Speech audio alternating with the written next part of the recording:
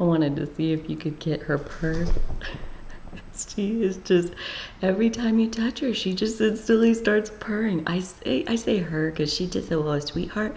I still don't know what gender she is because she's just a little bit skittish, and so we're focusing on safety right now. That's also why I'm risking fleas because I haven't given her a bath yet. I just, her love is so much more important. The fact that she feel like a safe little kitty, and that she know that she is loved, and that she is free, and that she is fed. Those are the most important things. And there are things that I'm willing to take a risk on, like fleas. And every time I feel like an itch on my skin, I'm like, oh my God, do I have fleas? It'll be fine. It'll be fine. They'll be fine. And she's gonna get this like totally safe foundation that we are easing ourselves towards the trauma of a bath, right? Like it can't be avoided. We have to do it. But priorities, And anywho, hello and welcome to this video. What a random intro. I am so excited to get to talk a little bit about Mark Vicente and his podcast. I have not had the privilege, the pleasure of taking in very many of these episodes, but I have watched 2 of them, and I swear, like, oh my gosh, again, like a spiritual experience listening to him talk to these guests. And so if you're not familiar with Mark Vicente, I'm not like a Mark Vicente expert by any means, but I do know that he was the creator of What the Bleep Do We Know? So that was like a while ago, but won a bunch of awards, like very good film. And then he is also probably most known for The Vow, and it was his footage from inside the NXIVM cult that was used to create The Vow. Ooh, little playful baby. Come here. Come here. She did, oh my gosh.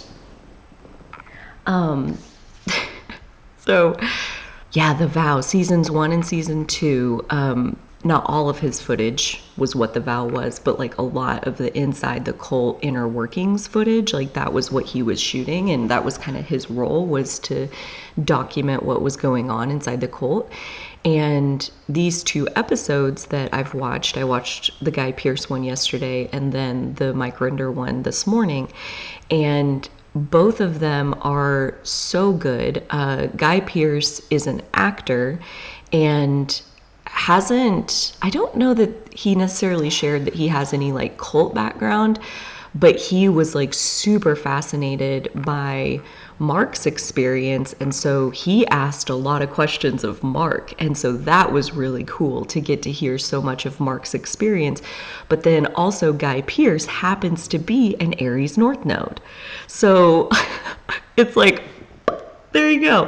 And that's why I'm filtering it through this series, because getting to listen to Guy Pearce talk about his career as an actor, his journey of finding his real identity, not getting, like he talked about like his acting process and like getting into character and what that used to be like and what it's like now that he has found more of his true self.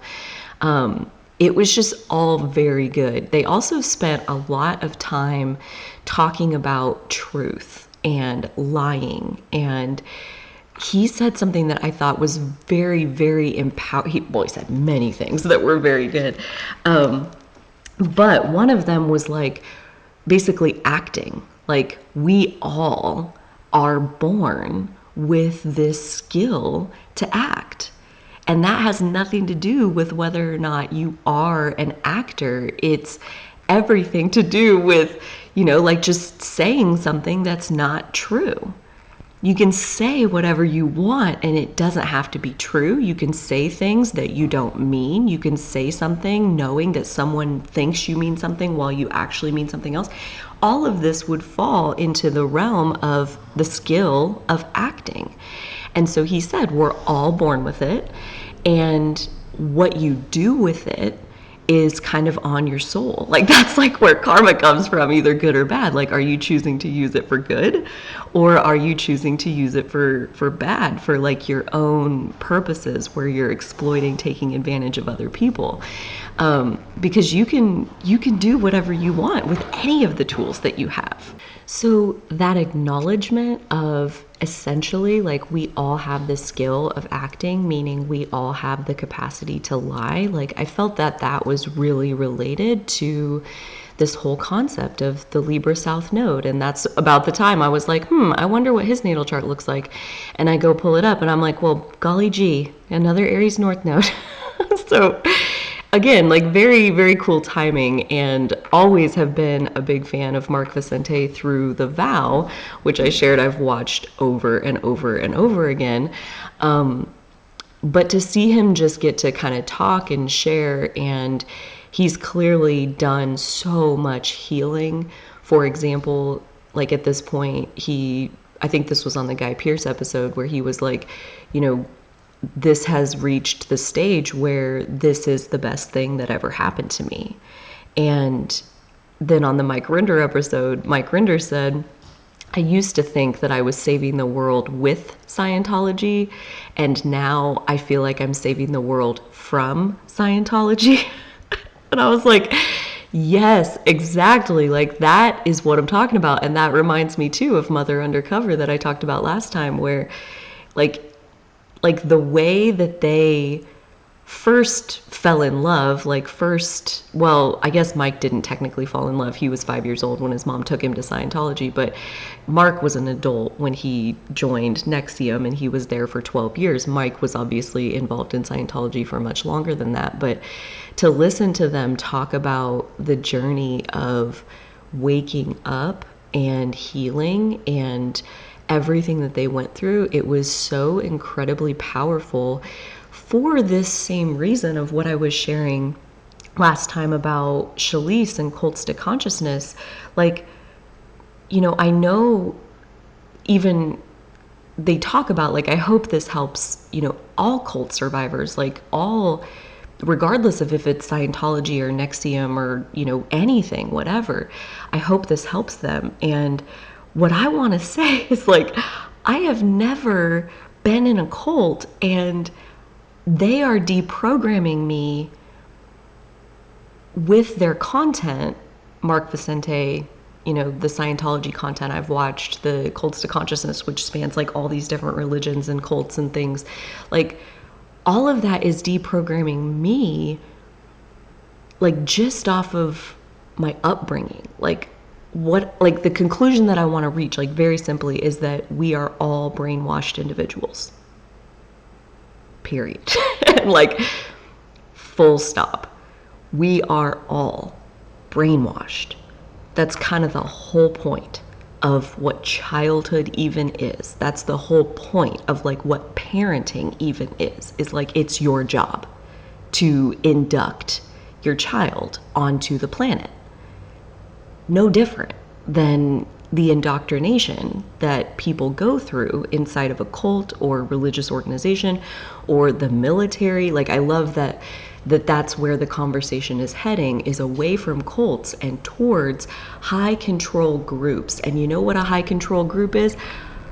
Pretty much every single family of origin that ever was. Like, that's the childhood is high control. Like, the whole point is that we were pressured into seeing the world a certain way, the way our parents did. And like, now I have joked for several years and not even really realizing like what the fuck I was talking about, but I'm starting to see it. I was raised in the cult of hard work.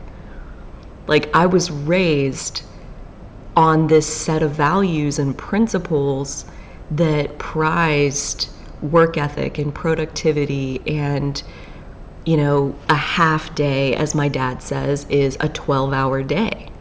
That's a half day.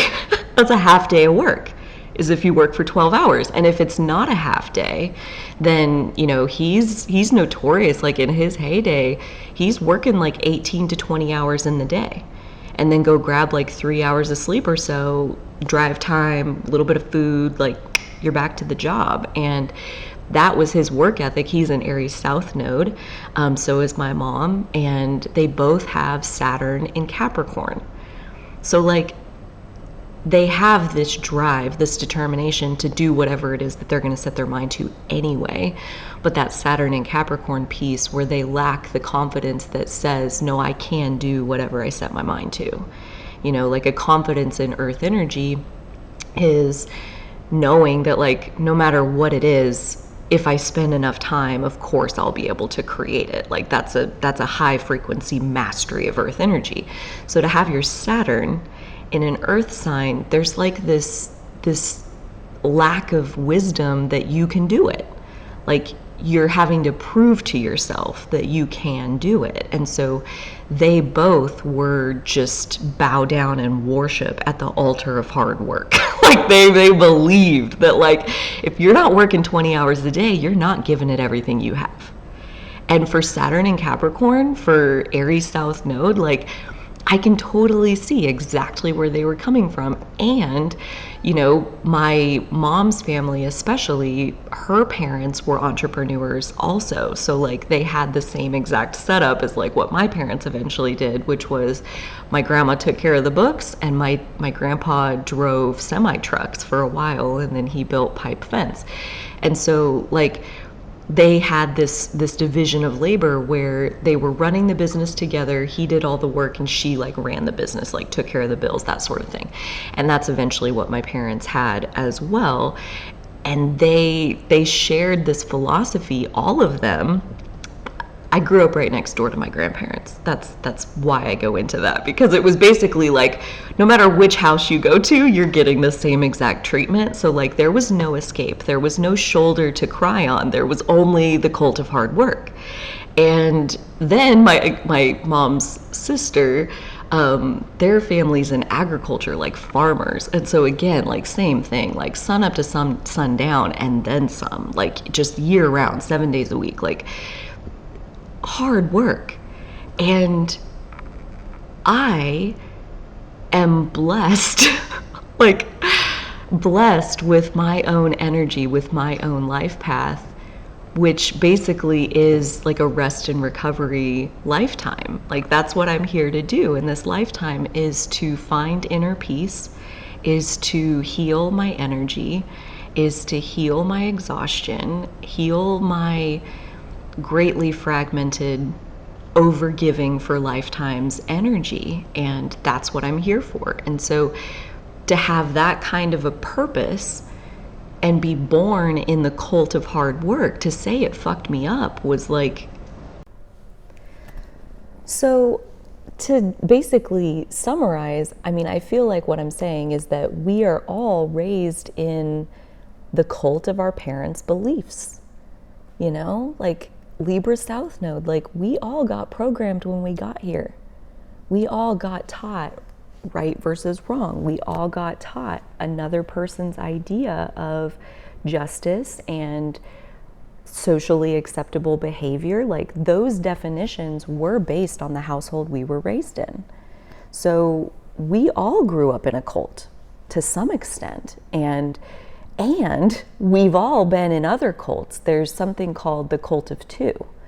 And I don't think this gets talked about nearly enough, because basically I think codependent relationships can become cult-like, like high control, you know, where your behavior is existing inside a very limited range of parameters.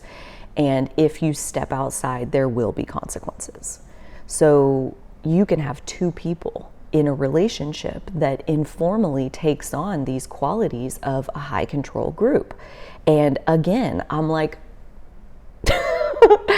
I don't even necessarily know if anybody did that to me or if I was the one doing that to other people. Like I've seen a couple videos lately, but I haven't had the courage to click on them, that say like what to do when you realize you're the toxic person. And I've had that realization several times in my life where I recognized toxic behavior patterns within myself, and taking that on and looking at it and accepting that I was the one being high control. I was the one being controlling of someone else. And like healing that within myself, having the humility to accept that you know what, I did it wrong, and I don't want to do relationship like that anymore. I feel like that's very much in line with this entire Libra South Node thing, as far as like really taking, and Aries North Node, like taking radical responsibility for your own patterns of behavior inside relationship, and really looking at the relationships that you've had and deciding, is that how I want to do relationship still? And maybe some of it is, and maybe some of it is like, you know, no, I want to get to the bottom of like, why do I get so jealous when my significant other has a conversation with somebody of the opposite sex? Like, I could just continue lashing out and trying to control their behavior and keep them behaving in a way that keeps me comfortable. I could continue doing that. That's what I was doing before, trying to control somebody else's behavior to keep myself comfortable. That's the definition of toxic behavior, in my own opinion, is that you're controlling someone else for your own benefit. But, which, you know, again, no offense, but like people pleasing can fall into that category. Like you're controlling someone for your own benefit. But anyways, so recognizing that I'm the toxic one, and I don't want to just keep doing this, but to stop doing it means I need to change myself. I need to figure out, you know, what do I do? What do I do with this? Like, what do I do with this jealousy? Like, what is this? And that is what took me to the last time I was in therapy, which before that, I mean, she was probably like the 15th, maybe 20th, I don't know, somewhere in that ballpark, therapist I had ever been to, trying to find someone who could help me feel better. A tall order that no one up to that point had really been able to like make an impact in how I was feeling. Kudos to me for continuing to try to like not just give up after, you know, the first 10 who didn't have anything to give me. But she asked me, she's like, so what brings you here today? And I started answering that question, and within like a minute or two, she's like, keep talking, but I do need to grab something. And so she goes and gets a piece of paper out of her desk and comes back, and I talked for another minute or two, and she hands me the deservability treatment paper and says, here, read this out loud. No problem. I start reading it. Midway through the second sentence, I have to stop and just cry, because it's just not true, and it hurts to even say these things. And there is the deservability treatment linked in the description box below. I've updated that to where I'm just putting it on all my videos, because it is the most important, profound thing that I have to give you. The most important, profound thing that I've ever personally come across in my own personal work. It changed my life. It saved my life to realize basically that my toxic behavior my jealousy was coming up out of a deep lack of self-esteem, a deep lack of self-worth. Like I not only had no confidence, no self-esteem, but I had, I don't know if this is the right term, but like what I would call negative self-esteem, like self-loathing. Like I actively hated so many things about myself, wishing they were different, wishing they were like other people. And I again bring that up because I feel like that's very in line with Libra South Node, like looking around at everybody else and thinking that they're doing it right and I can't get to where they are, and so there must be something wrong with me. And that is just not true. Like, we are all individuals, we're all unique, and we're all meant to find our way there in our own unique way. And so to think that we're less than because someone else has this pretty, perfect, polished life that we think we should have, like, it's just kind of looking for it in all the wrong places. And that's what I learned about my toxic behavior, is like I was literally looking for love in all the wrong places. Like I had self-hate instead of self-love, and so I needed the love and attention from someone else to make myself feel better. And so like at this point I can say that, like, you know, I was kind of like a toxic narcissist back then. Like the way I treated my significant others, throwing fits if they did things that like weren't what I thought they should be allowed to do. Like anytime they talked to anybody of the opposite sex, like even if they were related to them, like I still would act out in these like really awful ways.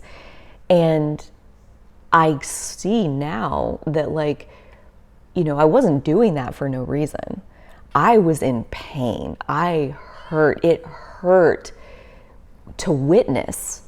And the reason was a fear of loss. Like I was so deeply afraid, like the fear that they were going to leave me. And of course they were, because why wouldn't they?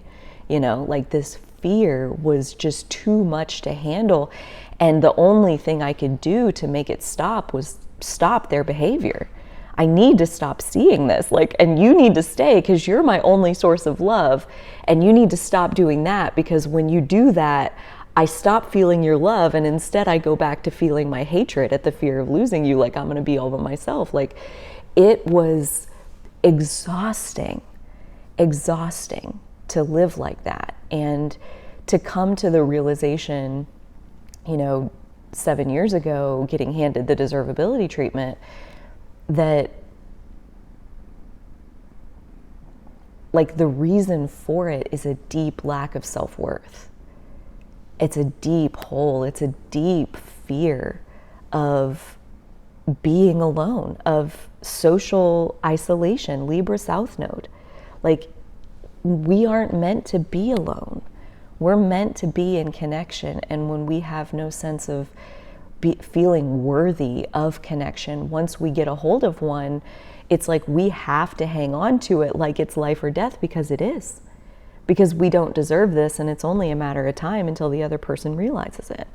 And then they're going to leave. And so that toxic behavior that inspires people to cause so much harm to other people. And, you know, this is no excuse for any of it, but I do feel like it is our self-preservation instincts, and we can proactively heal ourselves of, you know, whether we're the one feeling like we're being controlled or we feel like we are controlling. Like in those dynamics where we feel like other people's actions and behaviors are affecting what our life is, like Libra South Node, like we're putting all our power, all our trust into the hands of someone else instead of taking responsibility that, no, we have the power to make it exactly like we want it to be.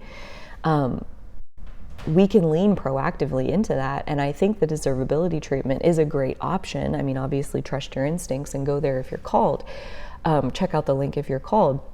But that process of building up the love that you have for yourself, like no matter what side of the coin that you're on, like I think the people who get sucked into cults are lacking self-love, like they're looking for something outside of themselves, and that's what makes us susceptible to that. But honestly, like this is one of the pieces of my identity that I've really had to wrestle with, is that I resonate more with the bad guy. The bad guy. Like I resonate more with the controlling one. Like that's my go-to, is to become controlling. And I know how to manipulate. I know how to guilt trip. I know it doesn't feel good. It feels like fucking shit, but I know how to do it.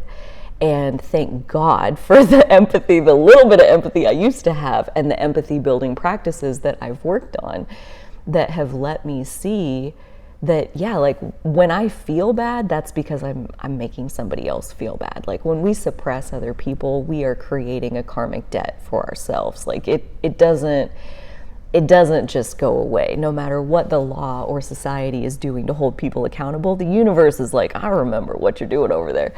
And so now here I am feeling like, you know, I do resonate more with the bad guy. I do resonate more with the narcissistic viewpoint. I feel like I've come a long way, that like now when I do feel the pang of fear that, you know, my person is going to leave or my friend is going to get bored of me and want a different friend. Like when I feel the pang of that in my system, instead of grabbing harder onto them, I find myself letting go of them even more, like detaching even more from them and attaching even more to the true security, the true sense of self-worth that is within myself. And I say this because I think, honestly, the behavior that makes us susceptible to joining a cult, like, is the same behavior that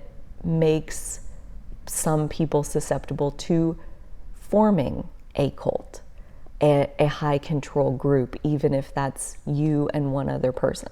Like, this is not to say, like, let's just forgive every person who's ever caused harm to other people. Like, I still feel like I am making amends within myself for the way that I used to be and the way that I used to behave in relationship. But that's like literally all we can do is, you know, we can either stay unaware, we can either stay unconscious and keep hurting people, or like keep allowing ourselves to be hurt, like, again, whichever side you're on, or we can do the truly scary thing and we can become aware and we can realize that the true thing that needs to happen is that we ourselves need to be different. That really there's nothing you can do, again, whichever side you're on, there's no amount of controlling other people that will ever make you feel totally safe. And on the flip side, there's no amount of being controlled, there's no amount of like giving your life over to another person, like trusting that another person has your answers, like the people who go into the cult. Like, there's no amount of some outside authority that's telling you what's right that will make you feel safe. And I think all of it comes back at this intersection of the Libra South Node, Aries North Node, of like, we are here in this chapter, these 18 months of our like cosmic lesson plan. We are here to reallocate trust from other people to ourselves. Again, regardless of which side of things you fall on, whether you're someone who gets controlled or you are controlling, both of those are shadows of the Libra South Node. So what I want to do is alleviate some of the shame that comes from recognizing toxic behavior patterns within yourself. I am very on purpose about sharing my own story, my own self-awareness around my own shortcomings, because like the more of us that are able to do this, the more of us that are able to be honest about the human condition, the faster civilization is going to truly get to a place where more and more people have real self-esteem. And the thing that I want to say, you know, kind of like at Mark Vicente, at Mike Rinder, there was a piece of the conversation at the very end where Mike Rinder was saying, like, they're doomed. The people who are still in, the people who are still loyal to Keith Raniere, who's now serving like 120 years in prison or something. He's like 60, so 65 maybe even. And so like 120 years, there's no hope that he's ever coming out. And they're still loyalists. They're still people who are like, nope, he's the one. And that's not unusual. I mean, there's lots of cult leaders who are behind bars who still have their following, like they're still doing their thing.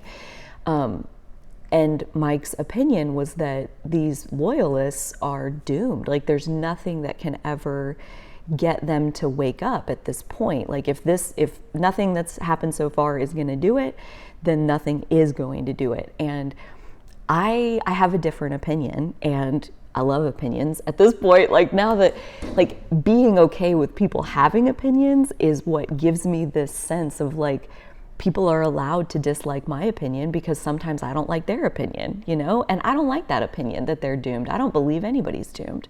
I believe self-esteem is the medicine. Self-esteem is the medicine to stop people from being susceptible to cults or high control groups in general. People who have self-esteem don't get into something like that. I think that's the real thing. People who already know that they have the right answer inside of themselves, they already have like kind of that knowing within themselves that like I am doing my right work. Like right now, like Mark Vicente, I think would agree, like he was saying at the end of the Mike Rinder episode, like I'm so on purpose. And I loved that. And I'm like, exactly, like at this point in his journey, nobody would come along and be like, oh no, that work is shit and you shouldn't do that. And then he'd sit there and question himself. No, that wouldn't happen right now because he knows inside of himself, like that is self-esteem, that is self-love, that is self-purpose, that is like organic, inborn purpose that like nobody in the entire world can divorce you from that. So self-esteem is the medicine for people being susceptible to cults. This is my opinion. And because I resonate more with the cult leader than I do with the cult followers, I also want to throw out there that I think self-esteem is also the medicine to keep people from being susceptible to forming a cult in the first place. Again, someone like I think at this point we can all agree that like Keith Raniere, the founder of NXIVM, he was a very empty shell of a person. He was like a black hole, a total void that like he tried to fill it with love and sex from like all of these other women, and it just was never enough. And he just kept kind of like pushing the boundaries of what he could get away with, and it was just never enough, never enough. And I resonate with that because again, I go back to like my experience with my high control group of 2 with my significant other. Like no matter how much I controlled them, I never felt safe. And like it's a bottomless pit. Like when you don't have self-esteem, like no amount of outer authority can make you feel safe. No amount of controlling the circumstances around you can make you feel safe. Like when you lack true inner sense of self-worth and self-security and self-identity, like where you know who you are and you know what you're about, you know what you stand for. Like it's like that old adage, like a person who doesn't stand for something will fall for anything. And I think anything is too strong of a word, because like they say about NXIVM, and I believe this wholeheartedly, like self-confidence and self-esteem I think are 2 different things. Because NXIVM specifically preyed on people who were self-confident and lacked real self-esteem. Like we can create, again, I know this because from the inside, like I've always had self-confidence, always. I've always had a confidence that like I'm an intelligent human being. Like I can do things in the world. I can say I want to do this and I can do it. You know, like I've always been a very goal-oriented person. And when you accomplish a goal, you get a little dose of confidence. And in my lifetime, I've accomplished like 4,000 goals. I don't know, a lot. And so I had a lot of confidence. I had a ton of self-confidence. And so no one, I think, would ever look at me and really fully understand that I completely hated myself on the inside. Like I had no self-esteem, I had no self-love. And I think that's where a lot of cult leaders are coming from, is like they don't like themselves, and so they try to have this constant reflection of love around them to distract themselves from how much they really truly hate themselves because of the behavior that they're doing in the first place. It's a sick cycle of like breaking out of it is hard but not impossible. And that's where I think nobody is doomed. The cult followers, the cult leaders, like I honestly don't think anybody is doomed, because here's the blessing that we all have available to us. This is the blessing of the universe we live in. The blessing of the bodies that we were born into is that we get to experience pain. This is good. This is really good, because when you get uncomfortable enough, you will change your behavior. You will. And the thing about it is, we all get made to feel uncomfortable by different stimuli, and it's just a matter of the universe testing out like what's really going to push them to the breaking point. And I hit my breaking point, let's see, it would have been July 9th, 2016 is the day I woke up in the morning and had the realization, like, I'm not going to live like this. Either I'm going to figure out how to be happy, I didn't know what that meant, or I'm not going to be on the planet anymore. And those are my options. And I felt such a sense of relief of like, great, I got a plan. I'm happy with these options, like either this one or this one, like whatever, doesn't matter.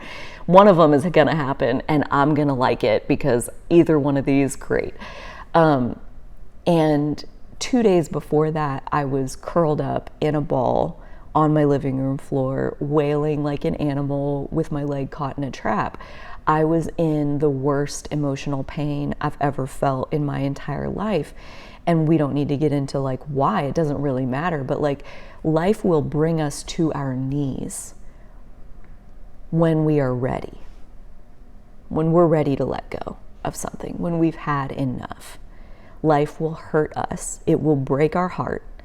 And that is the best thing that can happen for, again, no matter which side of the dynamic you're on, to be brought to your knees by life, to experience a loss that is devastating enough that you completely shatter. This is best case scenario. Like, God damn it, I hate to be the bearer of this news, except it's true. And in that regard, I'm like, kind of like wanting to shout it from the rooftops a little bit, like freedom is on the other side of being shattered. Because when the pieces get broken apart, the hold that your previous life had on you also got shattered apart. When your form gets obliterated like into smithereens, nothing can control that. Like nothing can wrap around it and take ownership of it. And like you're a complete mess, but in that instant you belong to yourself. And at that point you start picking up the pieces and you start putting them back together. And at that point you have the option of like, you know, what I see for myself in minor heartbreaks, okay? Because like life will try, right? It tries to like get us to go in the direction of like our own healing, our own sovereignty, our own ability to feel the love that's always available to us. Life is pushing us in that direction always. And there will be these minor heartbreaks that are the universe's attempt to get us to break. And it's just not enough. Like we're getting utility from our old pattern, and until the old pattern is painful enough, like the pain is more than the benefit that you're getting from doing the behavior, the utility of that behavior, the pain will eventually outweigh it. But in those minor heartbreaks, all I would do is get shattered by one relationship, like it kind of implodes or whatever, and within a week, 2 weeks, like here I am kind of already in the next relationship. And like now I'm in this relationship for like a year. And like that happened a couple of times, like where there was like almost no time at all between these relationships. And I would just go right back into my pattern of like the beginning. It's like love bombing, because that's how I feel. Like them loving me kind of gives me this break from my self-hatred, and I'm able to kind of fall in love with them, but I'm experiencing love for that brief period. Like it is how I feel. And then as they get bored, or really like they get safe inside that security of like, they know how I care about them, they know that I'm there, and then they get safe. And at that point, they don't have to stay like eyes locked on me the whole time, right? Now they're like looking at other things, and they're going other places, and they're hanging out with this friend, and they're going to see their family, and like doing regular life things, but they're no longer 24/7 like eyes on me. And at that point, without their attention to distract me, my self-hatred is right there. It's right there as soon as they walk out the door. And being with that self-hatred is so hard. I want them to come back as soon as possible. And so then they're like, well, you know, my family invited me for dinner, so I'm going to go over there. Oh, I thought you were coming here. Well, I'll come there after. Okay, what time? You know, like this behavior I was doing because I was in so much pain, and my pain reliever just said he's going for a few more hours to go to dinner with his family. And then, again, I'd be so transparent because hopefully this helps someone. And then it's like, you know, 7, 8, 9, 9:30, 9:45, and I'm like texting, like, where are you? What's going on? Well, they wanted to watch this movie, and so there's like an hour left of the movie, and then my sister asked if I could look at her car, so I'm going to do that, and then I'll be there. It should be like no later than 11:30 or 12. And I'm like, are you fucking kidding me? Like, I'm pissed at this point because I am already just about to explode. I hurt so much, and so that's where the explosion would come from. And like, again, this dynamic is exhausting, and these minor heartbreaks, these minor breaking points along the way, I would medicate by just doubling down on the pattern that had led me to the heartbreak in the first place. And so at a certain point, the pain had stacked itself up to the extent that, like, that last point a couple days before July 9th, 2016, like, bawling in a ball on the floor, like just broken. Just fucking broken. And knowing in my soul, I never want to go through this again. I can't. I cannot go through this again. And that knowing, again, was like best case scenario. Was like, I can't do this anymore. Like, I'm sick. I've overdosed. I'm killing myself with this pattern. I can't do this again. I won't make it. Best case scenario. So I want to leave us here as far as like this Aries North Node chapter, the Libra South Node relationship dynamics being brought to a head, recognizing the patterns that we personally are responsible for that bring us into the relationships that we experience. And this is where NXIVM was so insidious, because at the core of it, they talked about being at cause.